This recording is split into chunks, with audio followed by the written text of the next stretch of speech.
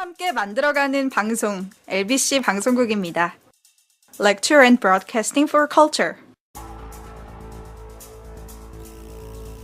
어느 날 일자리가 없어 전전하던 소녀들에게 따뜻한 말 한마디가 들려왔다. 좋은 직장을 소개해줄게. 나를 따라와. 그녀들은 그 사람을 따라 어디론가 갔다. 그녀들은 몰랐다. 그녀들이 들었던 그 말이 사실은 허울에 지나지 않았다는 걸. 그리고 세상에서 가장 잔인한 말이라는 것을.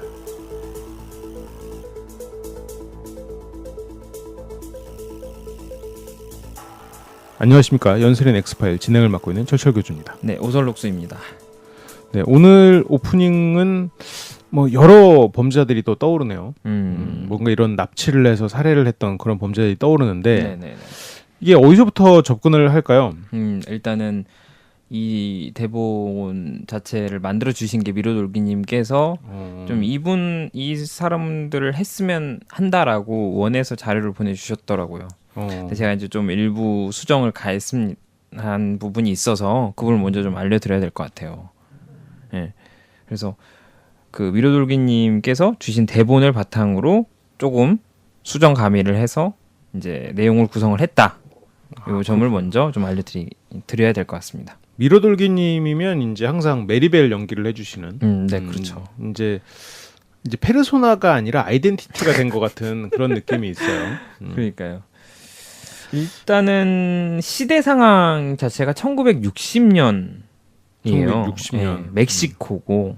그리고 저희가 여태까지 뭐 저 같은 경우도 그랬지만 뭐 말 그대로 영미권을 사실 많이 유럽이나 영미권을 많이 다뤘지 않습니까? 근데 이제 저도 이제 전달 받은 게 멕시코 사건이더라고요. 그래서 1960년대가 시대 배경이고 한 초라한 남자, 그러니까 행색이 초라한 남자가 경찰을 방문을 해요. 그래서 왜냐면은 자신의 딸 마리아 에르난데스에게서 소식이 들려오지 않았기 때문이거든요. 그러니까 무슨 말이냐면 그녀가 멕시코 서해안의 과다라하라라는 작은 도시에서 살고 있는 16살짜리 소녀인데 이 소녀가 갑자기 사라진 거죠. 이제 멕시코에 일단 소녀가 사라졌다고 그 아버지가 찾아온 거네요. 그렇죠. 지금 경찰서로. 네. 멕시코는 굉장히 오랜만이네요. 네, 그렇죠. 네. 그렇군요. 그러면 이 가족의 상황이 뭐 딸 하나였나요? 아버지랑 딸이 둘이 살고 있었나? 아니에요. 그러니까 좀 아버지랑 이 딸이랑 또 동생들 이렇게 있는데 아버지 자체는 병으로 일을 잘 할 수 없는 좀 그런 상황이었고 집 자체가 그러다 보니까 돈을 벌 수 있는 형편이 못 되니까 힘들었죠. 그러다 보니 이 마리아라는 아이가 일을 하지 않으면 가족 모두가 죽을 수밖에 없는 약간 그런 상황인 거예요. 이 나이가 그렇다고 이 아이가 뭐 20살, 30살 이런 게 아닌데 왜냐면은 그러다 보니까 이 나이가 어리기 때문에 일자리를 구하기조차 힘들었던 거죠. 그렇죠. 16살짜리가 일하기가 쉽지가 않죠. 그렇죠. 그러니까 아버지 약값도 구해야 되고 동생들한테 뭐 하물며 아무리 못 먹여도 빵은 먹여야 되니까 그러기 위해서 일을 해야 되는데 16살짜리의 여성에게 소녀에게 일자리를 줄 만한 그런 환경은 사실 어려우니까. 그렇죠. 네. 그래서 일자리를 막 열심히 찾아다녀요. 이 마리아라는 소녀가. 근데 소득이 없었죠. 가끔씩 이제 식당 같은 데서 두어 시간 이제 청소하면은 그걸로 이제 받는 푼돈으로 먹거리를 사가지고 가는 게 이제 이 여성이 어떻게 보면 고작인 그런 거였죠. 근데 굉장히 힘들게 살아가는 네. 여성이었네요. 굉장히 가족 자체도 그렇죠. 거의 최저 생활을 네. 하고 있는 최저 수급 대상자. 그러니까 뭐 좀 비유를 하면 뭐 아버지가 그래도 일을 했는데 갑자기 뭐 좀 비유를 하면 뭐 공사 쪽에서 현장 감독 같은 걸 하시던지 아니면 아예 그런 그냥 노동을 하셨는데 갑자기 허리를 다쳐서 아예 나갈 수 없는 약간 그런 상황이랑 좀 유사하다고 보시면 됩니다. 그래서 이제 16살짜리가 이제 일을 해야 되는 그렇죠. 그런 상황. 그렇군요. 근데 그런 여성이 지금 납치된 거예요, 지금? 그렇죠. 뭔가 반전이 있는 거겠죠. 왜 이 여성이 사라졌는지. 납치인지는 뭔지는 모르죠. 네. 그렇죠. 네. 왜냐면은 이 마리아라는 소녀가 크리스마스를 보내고 며칠이 지나서 일자리를 찾았다고 상당히 기뻐하며 집에 들어왔다 그래요. 아버지 말에 의하면. 네네. 그리고 아버지 나 바로 일하러 출발할게요라고 말하고 짐을 싸고 나간 거죠. 그런데 그 이후에 돌아오지도 않았고 돌아오는 소식도 없었던 거예요. 그러니까 왜냐면 이게 근데 아버지가 그러면은 뭔가 사정이 있어서 소식이 늦어지나 보다라고 생각할 수도 있는데 네네. 그럴 수 없었던 이유가 당시 동네에 어린 소녀들이 자꾸 없어진다, 사라진다라는 소문이 돌기 시작했어요. 그리고 한창 그게 팽배했고 그러다 보니 이제 이 아버지가 경찰서를 방문해야겠다 생각을 한 거죠. 이게 시작이 아니게 처음이 아니었군요. 그렇죠. 처음이. 그러니까 저희 예전에 그 투페이스 살인마라고 이제 하면서 그 존 웨인 게이시 얘기할 때 네네. 저희가 사실은 가장 처음에 꼽은 사건이 처음인 줄 알았는데 그게 처음이 아니라 어떻게 마지막 거의 사건이었지 않습니까? 네네. 그거랑 마찬가지인 좀 모습인 거죠. 그렇군요. 저는 처음에 들었을 때 그 사람이 떠올랐어요. 그 할아버지 살인마 데니스 닐슨이요? 데니스 닐슨. 아니 데니스 닐슨 할아버지는 아니지. 그 의사 아니. 그게 그레이스 버드 실종했던 엘버트 피시. 엘버트 피시. 예, 엘버트 피시도 약간 이렇게 일자리를 준다고 했다가 그렇죠. 이렇게 데려간 사건이었는데 네, 조금 네. 그 사건이 저는 떠올랐었거든요. 그러면 그 아이의 행적 뭐 어디에 취업했다 이런 얘기는 없었나요? 그러니까 아버지가 당연히 물어봤겠죠. 네. 딸이 뭐 일을 구했다니까. 16살짜리 소녀가 일을 구했다? 그럼 어떤 일이냐 물어보니 주급 한 250페소를 받는 가정부 일을 하기로 했다는 거예요. 뭐 큰 돈은 아니겠죠. 네, 그러니까 250페소라는 게 당시 돈으로 한 16달러인데 주급 16달러에 이제 멕시코 이제 돈으로 뭐 이래저래 하면은 싼 돈은 아니었다라는 거예요. 아, 그래요? 네, 상당히 많이 받는 편이었다 그래요. 그래서 이제 그런 가정부로 일을 하겠다라고 하고 이제 짐을 싸서 갔는데 몇 달째 소식이 없다라고 아버지가 얘기를 한 거죠. 몇 달이나 된 예, 상태였구나. 그래서 경찰이 그럼 일을 소개받은 곳에 대해서 아버지한테 묻고 아버지가 조세피나 부인이라는 여자에게서 소개를 받았다라는 사실을 알고 있었기 때문에 그 사실을 얘기해 줍니다. 근데 여기서 놀라운 사실이 하나 이제 발견이 됩니다. 아 그래요? 조세피나 부인 네, 그 이름을 들은 경찰들의 표정이 바뀌어요. 이름이 이상하긴 하네요. 좀. 그러니까 왜냐면은 아까 말씀드렸던 게 소문이 있었지 않습니까? 네네. 근데 당시에 소녀들이 사라져간다는 신고 자체도 또 수시로 받고 있었어요. 특히 그래서 경찰이 이래저래 조사를 하니까 뭔가 이 조세피나 부인한테 커넥션이 있다고 경찰 내부에서도 추정을 하고 있었던 거거든요. 그래서 약간 뭐라 그러지? 관찰 대상으로 생각하고 있었어요. 항상 모든 접점에 조세피나가 있었나 보네요. 그렇죠. 조세피나 부인이요? 네. 그래서 그 여성을 주의 깊게 보고 있었는데 이 아버지의 입에서 조세피나 부인이라는 여자가 나오니 이거는 뭔가 이상하다라는 생각을 한 거죠, 경찰들은. 그럼 이제 그녀가 누군지를 이제 보기 시작해야겠네요. 조세피나. 네. 전박이 조세피나라고 불렸다 그래요. 이 여자 이름 자체는 조세피나 구티엘레스다라고 이제 알려져 있는데 뭐 몸 자체도 뭐 많이 통통했고 붉은색 머리카락을 가지고 있고 이제 왼쪽 뺨에 점이 하나 있어서 전박이 조세피나라고 불렸던 것 같아요. 그러니까 이제 이 여성 같은 경우에는 과다라하라 산 후안 데로스 라고스 지역에서 이제 주로 활동을 하는 여성으로 산 후안 데로스 라고스 지역에 이제 거대한 소위 말해서 그 뭐라 그래야 되지? 성매매? 네, 그렇죠. 네, 그런 하는 이제 공간이 있었어요. 시대 상황이 자체가 1960년대니까. 그래서 이 두 지역을 왔다 갔다 하면서 막대한 불을 쌓은 여성이에요.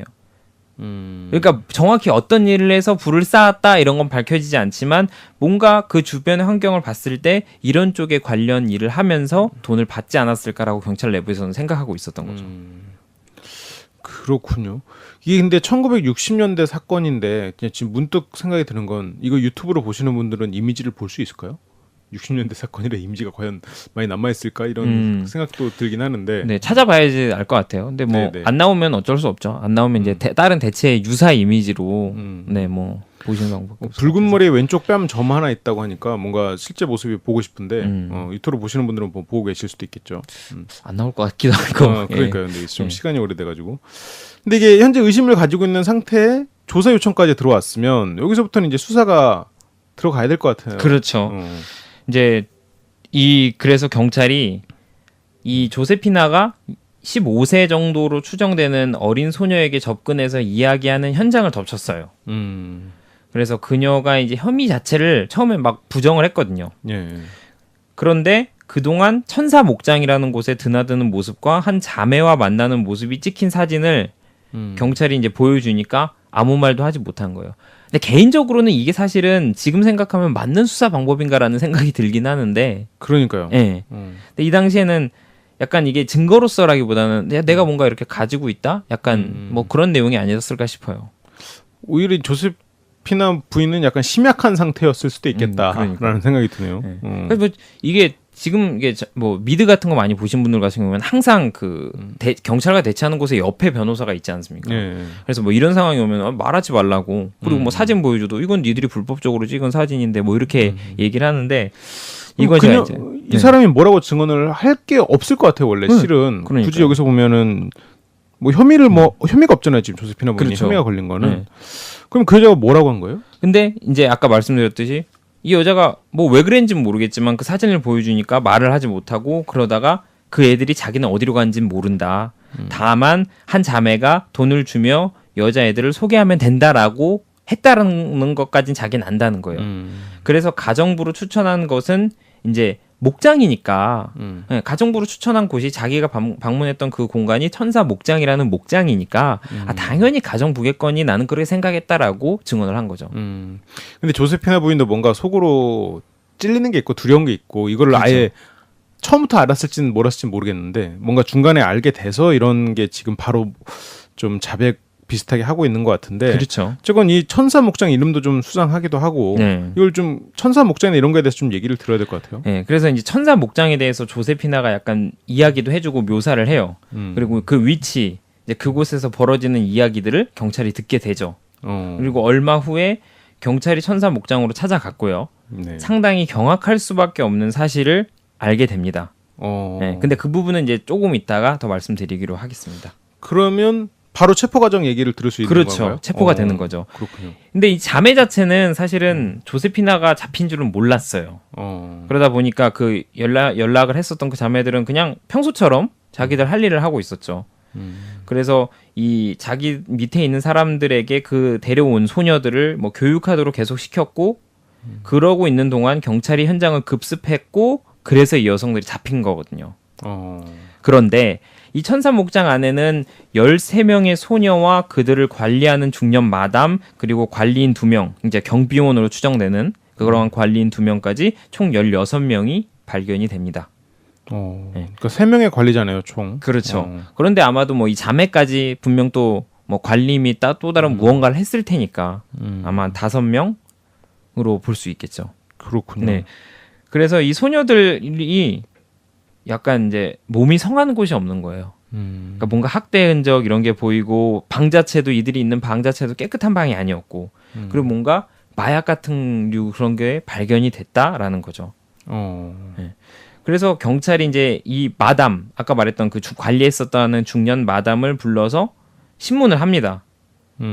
그러니까 이 마담이 아마도 약간 뭔가 협상을 했겠죠. 너 지금 말하면 너는 내가 어느 정도 선에서 유죄 협상을 해줄게 해서 그동안의 그런 만행들을 이 마담이 털어놓습니다. 지금 이 마담은 자기는 이제 죄가 없고 시키는 대로 했다 뭐 이런 식으로 얘기를 하고 있는 그렇죠. 거겠죠. 네. 근데 이제 제가 약간 조금 잘못 알려드린 게 현장을 급습했을 때의 그 자매는 없었어요. 자매는 약간 좀 떨어진 데에서 이 소식을 들은 거죠. 그래서 사실은 경찰의 목적은 이 현장을 들어가서 어떤 일인지 확인하는 것도 있겠지만 이 수상한 자매를 사실 체포하는 게 우선 목적이었단 말이에요. 그래서 약간 현장을 좀 보존하고 이 사람들이 오면 체포를 할 생각이었어요. 근데 아까 말씀드렸듯이 이 자매는 급습의 소식을 들었거든요. 누구한테 들었는지는 모르겠지만 들어가지고 미국으로 망명하려고 시도를 합니다. 하지만 이제 브리스마 데 브스토스라는 마을에서 체포가 됩니다. 그렇군요. 어쨌든 다행이네요. 체포가 돼서. 그렇죠. 그럼 여기서 이 자매들이 체포를 했고 지금 아이들이 있었는데 지금 이것만 봐서는 어떤 이유로 지금 아이들이 잡혀 있는지 잘 모르겠거든요. 네. 저는 약간 뭐 그런 것들이 떠올라요. 아저씨의 한 장면. 그 아저씨에서 애들이 마약을 만들고 있는 뭐 그런 장면도 네네. 떠오르고 또 한편으로는 그 뭐죠? 그 아버지가 딸 찾아다니는 끝판왕 영화. I don't know who you are 그거요. 네네. But I will kill you 그거. 네네. 제목이 얘기 안 나네. 아무튼 거기서 팔려가잖아요. 그런 체이스인가? 사창가로. 체이스 아닌데. 체이스 아닌데 뭔가 추적하다 그런. 세 글자는 맞아요. 테이큰. 테이큰. 테이큰 데려갔다. 네네네. 뭐 테이큰 라인 한 장면도 떠오르고 그렇긴 한데 이게 과연 아이들이 어떤 용도로 지금 이렇게 납치가 돼서 지금 이렇게 되고 있는지 잘 모르겠는데 뭐라고 했나요? 근데 그러니까 이 사람들이 잡혔을 때 자매가 잡혔을 때 나름 자기들은 핑계를 댄 게 있어요. 근데 사실은 이 핑계를 좀 드러나 마나한 내용이긴 한데 뭐 한번 들어보시겠습니다. 네네. 네. 그러니까 자기들 말로는 그저 갈 곳 없는 불황아들을 걷어들여서 밥 먹이고 본인들 의사로 그러니까 소위 말해서 성매매를 했다 그러는 거예요. 매춘을 했다. 그리고 늙고 병들어서 죽은 거지 자기들은 뭐 아무런 혐의점이 없다. 이렇게 주장하는 거예요. 결국 그러면 매춘을 시켜서 그거 돈을 버는 게 목적이었나? 그렇죠. 라는 생각이 들네요. 근데 뭐 이제 경찰 자체는 사실은 그 아까 조세피나 그리고 그 중년 마담 루시러한테 자백을 받은 상태였고 네. 이 아마도 뭐 이 자매를 넘기는 대가로 좀 뭔가 그런 게 오갔기 때문에 좀 더 명확한 자백이 나왔을 것 같아요. 증언들이. 그래서 그것을 이미 하나 확보했고 현장에 있는 증거들이 있으니까 뭐 이 여자들의 이 자매들의 발언은 사실 뭐 말도 안 되는 얘기나 마찬가지였죠. 그렇죠. 네. 아니 근데 이게 지금 납치가 돼서 이 아이들이 있는 곳이 그 거리상으로 먼 곳이 아니었을 텐데 네. 그러면 이게 이렇게 오래 안 밝혀질 수가 있나 하는 생각도 좀 들긴 들어요. 근데 약간 저도 이제 이걸 옮겨 적으면서 약간 지도를 찾아보고자 했는데 잘 안 나와서 잘 모르겠는데 약간 느낌 자체는 살짝 좀 떨어져 있는 그러니까 이게 목장이라는 이미지니까 조금 떨어져 있는 목장 하나 이렇게 있는 그런 모습이 아니었을까 싶어요. 근데 이게 매춘이라고 하니까 매춘이라면 결국 누군가는 이용할 수도 있었던 거잖아요. 그렇죠. 아버지 주변 사람 중에. 그러면 야, 네 딸이 막 이렇게 될 수도 있는 거고. 그러니까 뭔가 그렇게 접점이 생길 수가 있지 않았을까? 왜냐면 아버지들이 많았으니까 그렇죠, 그렇죠. 딸들도 많았고. 지역이 달랐을 수도 있지 않을까요? 지역이 달랐거나 아니면 뭐 이렇게 좀 회원제로 운영되거나 뭐 그럴 수도 있겠고. 그럼 여기서 죽어간 아이들은 몇 명 정도나 되는 거예요? 이제 현장을 더 검증을 해봤죠. 네. 뭐 땅을 좀 더 파보고 그러니까 한 90여 구에 달하는 그래요? 희생자들의 시신이 발견됐다고 합니다. 그러면 여기 지금 살아있는 아이들까지 해서 거의 이제 100명, 그렇죠. 100명 이상을 지금 이렇게 범죄 대상으로 삼았네요. 이렇게 범죄 행각 자체에 대해서 좀 더 디테일하게 좀 알아볼 필요가 있을 것 같은데. 네. 일단은 목장을 좀 묘사를 해볼게요. 네네. 그러니까 목장이 높은 제가 왜 아까 그런 말씀을 드렸냐면 목장 자체가 높은 언덕 위에 있고 담이 상당히 높았어요. 네. 그리고 총을 든 경비원 2명이 보초를 서고 있었고 이제 소녀들은 그 안에서 이제 약간 학대 및 소위 말해서 그 사람들에게 좀 그런 뭐 학대 및 이용을 당하고 있었죠. 통제 및 그런 걸 다 당하고 있었고 그래서 이제 그러한 뭐라 그러죠? 그러한 목장의 모습이다. 라고 좀 생각하시면 됩니다. 그렇군요. 물론 이게 모양도 다르고 목적이 다르긴 한데 저는 이제 홈즈 H.H. 홈즈. H.H. 홈즈의 이제 캐슬이 떠오르는 모습이네요. 이 홈즈도 조만간 영화화된다는 얘기가 있어요. 주연이 레오나르도 디카프리오라는 그런 소문이 있던데 그리고 또 예전에 이런 자기 아내들로 삼으려고 좀 멍청한 범죄였는데 이렇게 여자들을 납치해서 자기 집에다 가뒀던 그런 지하실에 이런 감금했던 그런 사건도 있었고 어쨌건 실제로 그곳에서 상당한 범죄가 자행됐을 것 같아요. 네, 그러니까 뭐 이제 뭐 자세히 엄청 묘사를 할 필요는 없다고 저는 생각을 해서 최소한 이제 그런 부분은 축소를 시켰고 이제 크게 4가지로 구분해서 보시면 됩니다. 교육을 핑계로 구타를 했고요. 그리고 이제 가치가 없다고 판단을 하면 자신들한테 가치가 없다고 판단을 하면 이제 살해 및 유기를 했고 그리고 이제 만약에 임신한 여성이 있을 경우 이제 그녀들이 낳은 아이들을 학대 그런 걸 학대 및 방치를 했고 탈출을 시도한 여성에게 공격과 보복을 했다 이런 4가지 끔찍한 좀 그런 행각을 볼 수 있습니다. 이게 참 짧은 시간 안에 이루어진 일이 아니라는 게 그렇죠. 낳은 아이들을 학대할 수 있을 정도면 일단 기간이 네. 상당히 오래 된 거고 그러니까 뭐 자신들의 그 목적을 위해서 철저히 정말 지배하고 통제하고 그런 소위 말해서 표현 자체가 권력을 좀 구축시켜 나갔다는 그런 점이 상당히 이 사람들의 범죄의 좀 특징적인 부분이라고 볼 수 있습니다. 그렇군요. 이게 어느 순간 이 정도 규모의 범죄를 저질렀으면 범죄 대상이 이제 소모품으로 보였을 것 같아요. 그래서 뭐 아이들도 그렇게 스마트폰을 보였을 것 같고 그러면 그 지역의 소녀들만 범행의 대상으로 정한 게 맞나요? 저도 처음에는 그렇게 알고 있었어요. 예. 근데 소녀들만 피해를 입은 게 아니라 제 기억에 따르면 약간 좀 수오지에 있는 이제 어떤 그 이제 수오지에 나왔었던 그 양산박 맞죠? 그 양산박에 있는 두 명이 그 두 명의 부부가 그런 걸 비슷한 걸 했는데 지나가는 사람들한테 술 먹여가지고 네. 잠자게 만든 다음에 그 이제 터는 그런 걸 하는 부부가 있었던 걸로 기억하는데 이런 내용이랑 좀 유사합니다. 그러니까 멕시코에서 이 당시 이제 멕시코가 이제 그렇게 발달된 나라가 아니었기 때문에 계절 노동자라는 개념이 있었다 그래요. 그래서 이제 미국에 가서 일을 한 다음에 어느 계절이 되면 돌아오는. 그래서 미국에서 일하고 멕시코로 돌아올 때 돈을 이제 현금이나 그런 걸 그렇죠. 네, 가지고 있는 그 사람들한테 이 자매가 다량의 마취제가 섞인 이제 술을 마시게 한 후 쓰러졌을 때 그 지갑을 훔치게 했던. 그리고 뭐 이 지갑을 더 찾아 나서는 사람들이 있으면 그 사람을 대상으로 추가적인 범행을 계획 및 실행에 옮겼다라는 사실을 확인할 수 있었습니다. 그렇군요. 예. 완전 그 독거미 같은 네. 뭔가 그 서유기에서 봤던 독거미 자매 있잖아요. 막 어디 한 군데서 네. 여관 같은 거 하면서 네. 사람들 살해도 하고 굉장히 나름 기업적 범죄자였네요. 그렇죠. 기업적인 범죄자들이네요. 관리자도 있을 정도로 이 범행에 대해서 추가적으로 좀 더 해줄 얘기가 있어요? 그러니까 인물 자체 그리고 이제 범행 자체 이런 게 이제 뭐 명확하게 시간 순서대로 희생자와 함께 이렇게 쫙 남아 있지가 않았고 그리고 이제 이 사건 자체가 밝혀진 게 몇몇 가지 특정된 사건들, 그러니까 마리아라든지 또 다른 사람의 사건들 때문에 밝혀졌기 때문에 사실은 시신을 통해서 추정을 할 뿐 정확한 피해자가 몇 명이고 또 누구이고 이런 게 잘 알려져 있지 않더라고요. 그렇겠네요. 네. 그래서 좀 더 안타까운 사건인 것 같고 특히 이제 뭐 그런 여성들을 대상으로 행해진 범죄임에 좀 약간 소개하기 힘들었어요. 근데 이제 대표적으로 소개되어진 사건이 하나가 있는데 좀 짧게 소개를 하고 마무리를 지을게요. 한 자매가 있었어요. 네네. 그 자매가 이 범행 자매 아니죠? 그렇죠, 지금? 그렇죠. 희생자들 중에 자매가 있었는데 한 자매가 말 그대로 이 곤잘레스 자매 이름을 안 밝혔네요. 곤잘레스 자매. 그렇죠. 곤잘레스 자매군요. 곤잘레스 자매가 있는 이 목장으로 한 자매가 끌려옵니다. 끌려오는데 그런 그들 이제 그 자매의 이름이 뭐냐면 에르네스티나 그리고 아데일라라는 이 자매인 거예요. 그러니까 이제 사실은 뭐 일하게 됐다라는 목적으로 왔는데 일하기 위해서 왔다라는 표현 자체가 좀 말이 안 되는 것 같았어요 처음에는.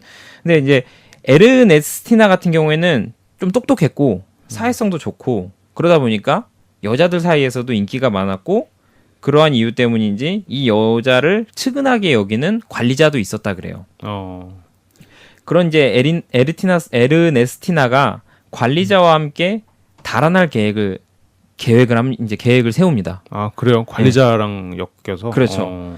그래서 아마도 뭐 관리자를 어떻게 좀 이제 좀 도와달라고 했을 것 같아요. 자기를 좀 어렵게 생각하는. 그래서 하는데 이 사실을 또 다른 관리자가 알게 된 거죠. 네네. 그리고 그 자매한테 알리게 됩니다.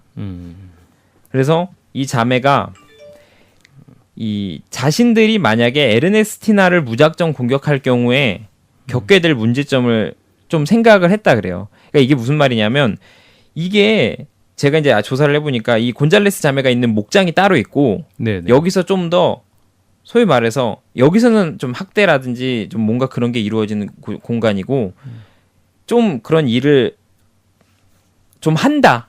그러니까 자기네가 생각하는 그 일을 그나마 좀 순종적으로 한다 하는 애들은 좀 다른 말 그대로 그러한 공간 자체가 모여 있는 곳에 보냈다 그래요. 근데 이 에르네스티나 같은 경우에는 그곳에 있었거든요. 그리고 그쪽은 약간 좀 뭐라 그러지 여기에 비해서는 좀 개방된 공간이었어요. 그래서 범행을 저지르면 여기서 저질러지기 그 개방된 공간에서 저질러지기 때문에 거기서 만약 범행을 저지를 경우에는 자신들이 사회적으로 타격을 입을 거라 생각을 한 거죠. 곤잘레스 자매가. 그래서 다른 방법을 씁니다.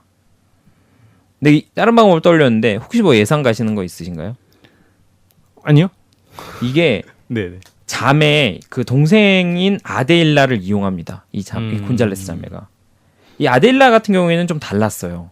평범했고 약물에도 상당히 중독되어 있었고 그리고 자신의 이제 언니인 에르네스티나에게 약간의 질투심 같은 걸 가지고 있었다 그래요. 아니 이런 자리에서까지 질투심이 발목을 잡네요. 그러니까 뭐 아마도 그렇겠죠. 자기는 잡혀왔는데 자기나 이제 그 언니나 잡혀왔는데 언니는 뭔가 그래도 사람들한테 어여쁨을 받는 느낌이 들고 자기는 뭔가 그러니까 자기가 분명 알겠죠. 자기는 약에 또 취해 있고 그런 모습이 점점 대비가 되니까 더 약간 언니 때문에 내가 더 이렇게 그런 것 같아. 왜 그런 거 있지 않습니까? 그 좀 별개 얘기인데 군대에서 동반 입대를 하면 네. 가끔 사이 나빠지는 경우 있다고. 네, 그렇죠. 약간 그런 개념이었던 것 같아요, 저는. 동반입 때는 참 쓸모없는 일인 것 같아요. 네, 그러니까 이제 왔는데 한 명은 또 잘하는데 한 명은 또 네네. 못하면 괜히 두 사람 사이가 나빠지듯이 네. 약간 그런 건 것 같아요. 음, 그러니까 기대려고 왔는데 언니랑 나랑 괴리감이 너무 나니까. 그래서 그런 질투심을 가지고 있는데 이 곤잘레스 자매가 그 질투심에 불씨 하나만 탁 던져 놓습니다. 그게 무슨 말이냐면 이 곤잘레스 자매가 에르네스티나가 잡힌 그날에 거기 있는 여성들을 다 불러보아요. 그리고 동생인 아데일라에게 약물을 주면서 이렇게 말합니다. 아데일라를 버리고 가려고 했고 에르네스티나가 이 여성의 행동은 동생인 아데일라를 충분히 위험에 둔 거랑 마찬가지야. 왜? 생각해봐라. 네 언니가 사라졌으면 내가 너를 가만히 뒀겠냐? 이렇게 얘기한 거예요. 근데 네 언니는 가려고 했어. 그건 뭐야? 너의 아니 따위는 생각하지 않았던 거야. 이런 식으로 얘기해서 그 사이를 아예 이간질 시켜버리는 거예요. 그렇군요. 네. 뭐 바로 이 자매를 죽이건 한 건 아니네요. 그렇죠. 이 아데일라는 제가 알기로는 이 시기 당시엔 살아남습니다. 그리고 이 아데일라가 에르네스티나를 살해하도록 종용합니다. 그리고 살해를 했고요. 그렇군요. 네. 뭔가 굉장히 어쩔 수 없는 상황이었을 수도 있겠지만 굉장히 어리석긴 하네요. 네, 다. 그렇죠. 그러면 이 체포 이후에 이 자매들은 뭐 이건 탈출구가 없었을 것 같아요. 그렇죠. 이건 뭐 네. 빼도 박도 못하는. 뭐 이제 경비원들 이 사람들도 이제 자신의 형량을 줄이려면 어차피 이제 뭐 얘네랑 이제 계약 관계도 끝나가는 상황이나 마찬가지니까 곤잘레스 자매를 팔아야죠. 그렇죠. 그래서 여자들을 뭐 이제 학대하는 그런 모습을 목격한 증인으로 자신들이 더 자처하고 나섭니다. 그렇군요. 그래서 이 곤잘레스 자매의 악행이 샅샅이 드러나게 되고요. 네. 그래서 경찰은 그녀들이 한 91명 이상을 살해한 것으로 판단을 합니다. 그리고 공범자 자체도 한 수십 명 정도 된다라고 봤고.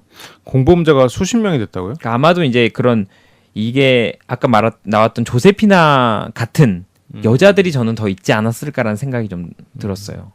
저는 한편으로는 그 호스텔이라는 영화가 좀 떠오르는데 여기는 그 매춘하는 입장에서 그 오는 고객들이 원하는 대로 할 수 있는 있어서 고객이 이렇게 살해를 해버리는 그거를 어느 정도 좀 방임을 한 게 아닌가 뭐 그런 경우도 있었던 게 아닌가. 왜냐하면 수십 명은 조세피나 뭐 같은 사람이 있었을 수도 있지만 뭔가 그런 또 사람이 있었던 게 아닌가라는 생각도 좀 드는데 뭐 그거는 또 너무 디테일한 얘기가 될 수도 있고. 그렇죠.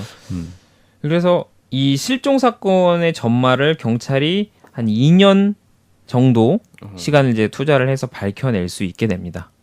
그렇군요. 네. 그래서 1964년에 이 곤잘레스 자매가 재판을 받았고 각각 40년씩 형을 받습니다. 그래서 이 언니인 마리아, 그 이제 저희가 이제 처음에 도입부에 얘기할 때 그 소녀의 이름과 똑같은 네. 그 마리아 곤잘레스는 형기를 마치고 40년 형을 마치고 풀려났고요. 네. 동생인 델피나 곤잘레스는 감옥에서 사고사했다고 합니다.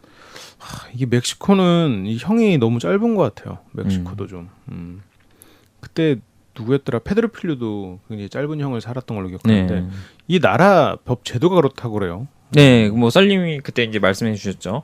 뭐 어떤 뭐 또 다른 것 같은 경우에는 그 여러 가지 사건을 저지른 게 있으면 그 중에 이제 가장 높은 것만 뭐 형을 준다라고 말씀하셨던 것도 기억이 나는 것 같고 저도. 네. 그러니까요. 그러면 우리가 이제 이 자매에 대해서 얘기를 해야 되는데 네. 해야 될 얘기가 좀 많을 것 같아요. 오히려 이 범죄 행각도 좀 특이하지만 나라도 좀 특이했고 여러 가지로 그러다 보니 분석해야 될 거리가 굉장히 많은 것 같습니다. 그러면 우리가 이제 이 곤잘레스 자매에 대한 분석을 해야 되는데 확실히 이게 쉽지는 않을 것 같아요. 그렇죠. 그러니까 여태까지 저희가 봤었던 약간 대부분 한 저희가 다뤘던 사람들 중에 한 80% 이상이 거의 환상을 목적으로 한 범죄들이 많지 않았습니까? 그러니까 자기 욕구를 실현하기 그렇죠. 위해서 또는 이제 뭐 정신 환상적. 질환자들이 좀 있거나 근데 이 사람들은 사실 그런 특성은 없단 말이죠. 그래서 좀 어려웠는데 저는 그래서 두 가지 정도로 생각을 해봤습니다. 하나가 이제 국가적인 어려움 속에서 자신의 이익을 추구한 상당히 이기적인 자매다. 그러니까 1963년 멕시코가 굶주림과 질병으로 꽤나 고통을 받는 나라였다 그래요. 그러니까 이게 개발도상국임에도 고도 성장을 이루지 못해서 국민들의 삶 자체가 상당히 수준 이하였다. 그렇다고 해요. 근데 이제 미국이랑 또 가깝지 않습니까? 그렇죠. 그래서 미국의 계절 노동자 아까 말씀드렸던 것처럼 미국에 이제 가서 그렇죠. 돈을 벌고 오는 그렇죠. 그런 이제 계절 노동자로 취업했다가 불법 이민자로 남아서 뭐 숨어 살 정도. 국민들의 삶의 질 자체가 형편없는 그런 당시의 모습이었다 그래요. 그리고 국민들의 삶이 힘든 만큼 소위 말해서 유흥거리가 많이 늘어났고 그러한 이제 소위 성을 그런 수단으로 한 그런 매매 업소들이 많이 늘어날 수밖에 없었다라는 그런 현실인데 그 현실을 틈을 타고 이를 노리고 자신들의 이익을 위해서 목장을 가장하여 이러한 걸 운영을 했단 말이죠. 그렇네요. 네. 그러니까 목장으로 가는 길 자체가 온통 뭐 자갈밭에다가 황무지였다 그래요. 그런 공간에서 어떻게 보면은 이 자매는 자기들의 이기심과 이익을 위해서 자신들만의 성을 구축했다. 그러한 사람이다라고 저는 생각을 했어요. 진짜 영화 같은 장면이에요. 뭐 이걸 그렇죠. 또 얘기하니까 매드맥스 한 장면이 또 떠올라요. 매드맥스처럼 국가적인 어려움 속에서 자신들의 이게 자신의 이익이라는 키워드와 고문, 가학 이런 그렇죠. 것들이 좀 들어가긴 하는데 아니 그래도 이게 어쨌건 조직적인 범죄자긴 하잖아요. 그렇죠. 그러니까 이게 다시 정확히 말씀드리면 저희가 항상 얘기하던 조직 비조직의 그 조직이 아니라 정말 단체, 조직 그런 그렇죠. 그룹 범죄의 전형이죠, 사실은. 그래서 제가 이거 이제 두 번째 얘기인데 이 정말 조직적 범죄의 전형이라는 생각이 들었어요. 네네. 그러니까 마이클 스톤 그 박사가 이제 한 그 22가지의 악의 심리 카테고리를 제가 한번 쭉 봤어요. 네. 어디에 속할까 했는데 이 22가지 악의 심리 카테고리가 인간의 동기와 목적 그리고 정신 상태까지 고려해서 분류를 했거든요. 네네. 근데 개인적으로 아무리 그 분류법에 기초를 해서 분류를 시도해도 정확한 범주에 들어가는 게 없더라고요. 이제 오슬럭수님의 이제 개인적인 이제 생각인 거죠. 그렇죠, 그렇죠. 청취자들이 혹시나 이건 여기에 포함돼라고만 생각하시면 좀 올려주십시오. 네네네네. 그래서 이게 다시 말해서 굳이 포함을 시키자면 저는 이 사람들은 크게 사이코패스 기질이 현저한 사람, 특히 미리 악의를 가지고 살인을 한 그런 범주. 그러니까 카테고리 11. 그러니까 이 중에 카테고리 11, 즉 방해가 되는 사람을 제거하는 사이코패스 기질이 다분한 사람이 아닐까 하는 생각이 들었어요. 네. 다만 제 생각은 애초에 이들이 범행을 저지를 때 특정 대상에 대한 악의라는 개념이 있었을까 하는 질문도 사실 스스로에게 좀 같이 많이 다가왔었어요. 이게 악의에 따른 거라기보다는 뭐랄까 좀 패기? 그렇죠. 약간 그런 느낌이 좀 있었어서. 그러니까 이 사건을 접하면서 느껴지는 이 자매에 대한 감정은 그저 자신들의 필요성에 의해서 하나의 좀 이런 표현은 그렇지만 도구를 쓰다 버리는 그런 좀 상당히 냉혹한 감정이 많이 느껴졌어요. 저는. 네. 그러니까 이 사람이 이 소녀들이 필요하다 그러면은 자신들이 지배하고 통제하기 위해서 가학행위를 하고 필요 없어진다 소유효용 가치가 떨어지면 언제든지 버릴 수 있는 그런 좀 냉혹한 자매가 아니었나라는 생각이 많이 들었죠. 그러면 이 자매가 어떻게 보면 가장 위험한 존재들 그 범죄자 유형이다라고 생각하시는 거예요? 이 카테고리 11이니까 딱 중간이에요. 그러니까 마이클 스톤에 의하면. 근데 저 같은 경우에 그냥 굳이 개인적인 제 의견을 물어보시면 정말 조직적으로 구축하고 실행에 옮겼던 이 범죄야말로 특정 카테고리 범죄에 포함시키기는 어렵지만 개인적으로는 저는 정말 악의 정점인 것 같아요. 그러니까 시대적 어려움을 타고 그 와중에 자신의 이익을 추구함과 동시에 자신의 이익을 위해서 타인의 뭐 인권이나 자유나 또 뭐라 그럴까요? 어떻게 보면 생명 까지도 억압하고 학대할 수 있다라는 걸 너무나도 여실히 보여줬기 때문에 저는 개인적으로는 뭐 심리적 이런 걸 떠나서 그냥 정말 이런 사람들이야말로 악의 정점이 있는 게 아닌가. 그러니까 뭐 마리아 사건만 해도 아버지를 위해서 약값 그리고 동생들을 위한 빵값을 구하기 위해서 일을 하러 나오는 그냥 소녀지 않습니까? 네네. 얼마나 뜻이 깊은 소녀인데 그런 거를 이용해서 자신들의 그 목적을 위해서 뭐 납치 및 감금 학대를 했다. 그런 게 이제 좀 많이 와닿았어. 그렇군요. 저도 이거를 생각해 보면서 정말 많은 생각이 들긴 하는데 여러 가지 막 영화 같은 장면도 떠오르고. 그렇죠. 근데 그리고 이거를 보면서 느낀 게 우리나라에서도 사이코패스 테스트를 했을 때 가장 높은 점수를 받았던 범죄가 그 보험살인이었거든요. 네, 그래서 제가 이름 말하려고 하는데 그 보험, 그러니까 막 여러 명을 무참히 살해한 그런 범인은 오히려 그러니까 그게 40점 만점이라 했을 때 한 30 몇 점이 나왔다면 그 사람은 40점이 나왔더라고요. 그렇죠. 여성이고 남편들을 보험을 살해를 했던. 어떻게 보면 지금 나는 이 사람들을 체크해도 그렇게 나오지 않을까. 그러니까요. 약간 그럴 것 같다는 생각이 좀 드네요. 저도 사이코패스라는 생각이 든 게 이 사람들이 이 소녀들을 그렇게 공격을 하거나 하면서 일말의 감정을 느꼈을까라는 생각이 너무 많이 들었어요. 그러니까요. 네.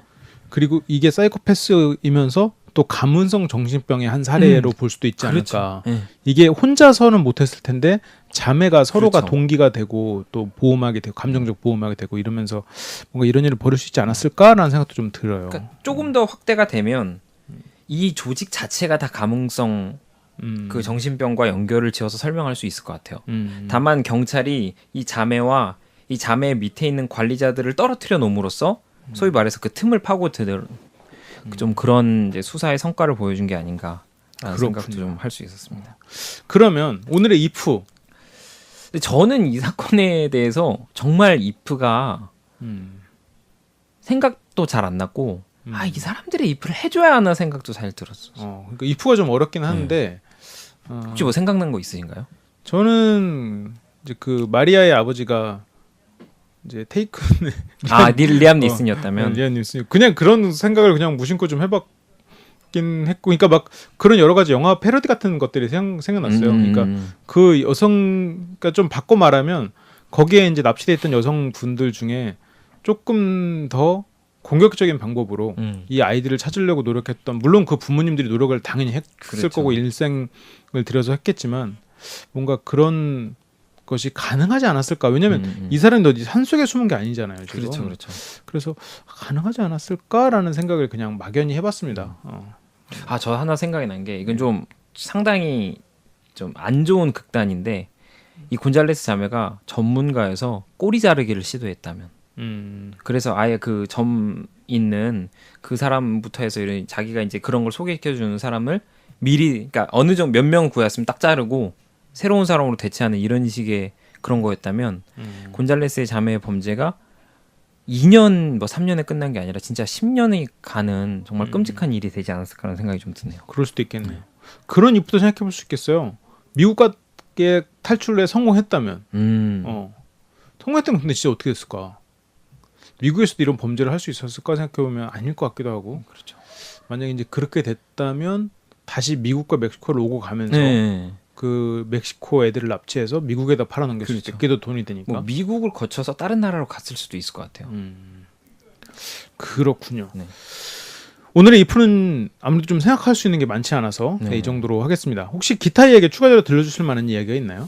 이거는 그냥 제가 그 마리아, 저희가 사실은 그 마리아가 이제 어떻게 실종됐다라고만 끝났지 않습니까? 네네. 근데 이제 마리아가 어떻게 됐는지가 있는 이제 약간 이제 소설처럼 이제 된 내용이 있더라고요. 네네. 그래서 제가 그걸 좀 발췌를 해가지고 좀 정리를 했는데 그냥 이건 이제 읽어 드릴 테니까 그냥 약간 이 사건에 대한 회후라고 생각하시고 그냥 편안하게 들으시면 될 것 같아요. 네네. 1963년 12월 크리스마스를 보내고 며칠 후에 그녀는 일자리를 찾아 헤매다가 공원에서 잠시 쉬고 있었다. 그때 상당히 부유해 보이는 풍채 좋은 여인 한 명이 그녀에게 다가왔다. 그녀는 좋은 향수 냄새를 풍기고 있었고 손가락에는 다이아몬드 반지가 끼워져 있었고 진주 귀걸이를 달고 있었다. 그녀에게 배가 고파 보인다며 접근한 이 여성은 일자리를 찾고 있냐며 물었고 가정부 일을 권했다. 마리아는 생각했다. 가정부가 된다면 일주일간 일을 하고 주말마다 집으로 돌아가 아버지에게는 약을, 동생들에게는 일주일치 음식을 줄 수 있을 것이라고 생각했다. 또 자신은 일하는 동안 주인 집에서 잠을 자며 배를 채울 것이라고. 주급은 무려 250페소였고 당시 16달러로 적지 않은 돈이었다. 마리아는 계산을 했다. 그녀의 아버지에게 약도 사다 드릴 수 있고 동생들에게 고기도 먹일 수 있는 꽤나 큰 돈이었다. 그녀는 망설이지 않고 대답했다. 그녀는 빨래와 청소만 하면 된다고 생각했다. 마리아는 바로 집으로 갔다. 가족들에게 일자리를 구했다는 말을 어서 해주고 싶었고 조금이라도 지체되면 다른 사람이 일자리를 가로챌지도 모른다는 생각에 조급해졌다. 그녀의 아버지는 그녀를 더 붙잡고 많은 이야기를 하고 싶었으나 늦으면 다른 사람이 일을 가로챌 수 있다는 말에 그녀를 어서 보냈다. 그리고 그는 후에 이 선택을 가장 후회했을 것이다. 마리아는 목장 주인인 델피나 데 헤소스 곤잘레스를 만났다.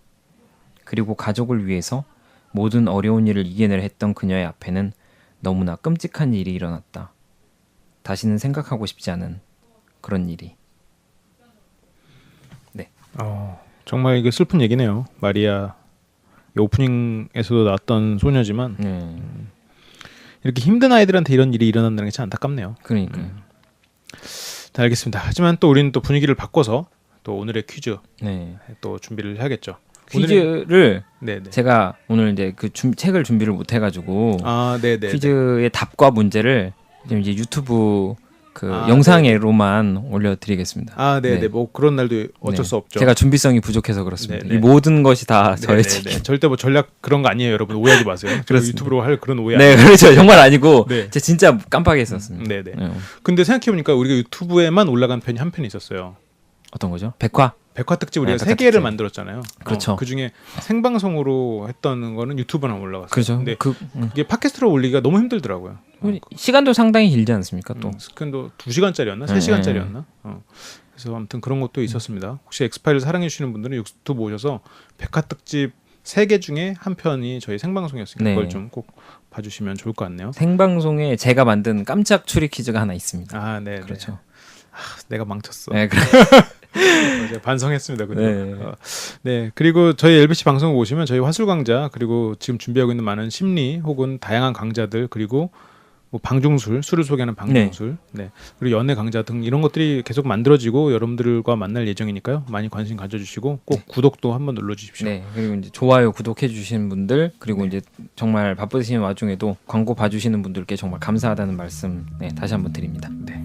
그리고 저희가 몰래 채널들을 좀 추가하고 있어요. 다른 네, 채널들을 그렇죠. 만들고 있어요. 그래서 네이버 카페 오시면 어떤 채널이 또 추가되고 또 만들어졌는지 아실 수 있습니다. 네, 그럼 저희는 또 다음 시간에 돌아오겠습니다. 네, 고생하셨습니다.